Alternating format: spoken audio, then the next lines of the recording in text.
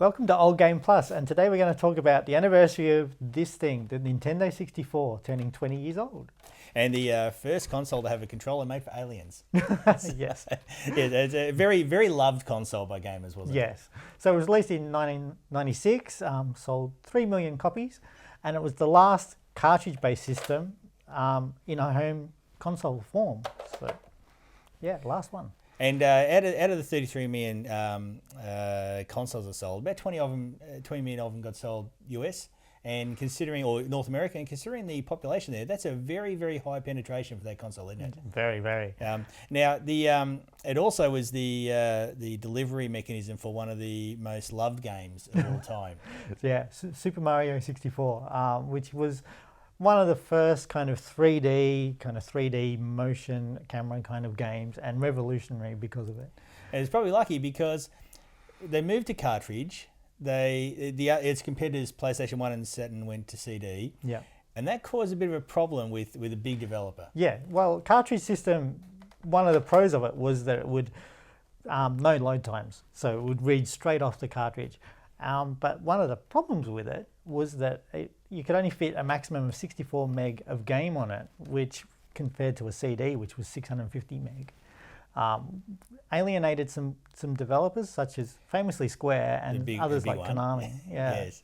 And so Final Fantasy VII came out on a couple of CDs, and they came out in the PlayStation 1 because the cartridge format. The cartridge format would not hold the game that they were making. And it wasn't the only sort of sliding doors sort of thing that happened around that time. The chip inside this. Yes. Now, Silicon Graphics were like real powerhouses in that area at the time, and they developed the chip for Sega. Originally, they did a deal with Sega to make this chip, and when that deal fell through because Sega Japan didn't want to go with an American, technology, Sega kind of said, okay, well, Nintendo, would you like a chip? So Sega actually offered the chip to Nintendo to make that, and what you ended up with was Mario 64 and a 3D powerhouse, and the Saturn, which Sega Japan decided to have more control over, ended up as a 2D powerhouse in an age where we moved on to 3D. So, yeah, things could have been very, very, very different. Yeah. So. But when it came out, it had many different colors, many different styles. There's like orange ones, there's Pokemon one, there was the original dark grey one. Yeah, there's transparent ones and stuff. They're very inventive with it. And I think that helped with it, sort of like that personality with it too. Because it really was a console that the gamers that had loved. Yeah. They loved the games. Some of the games were amazing. The first Smash Brothers. Yep.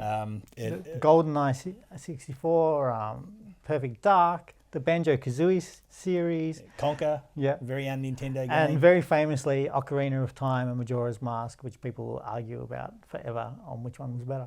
Yeah, so a fantastic console. It came along at a very interesting time for gaming with those three consoles coming out, and a few sort of little sliding doors moments there with the chip and the cartridge versus CD.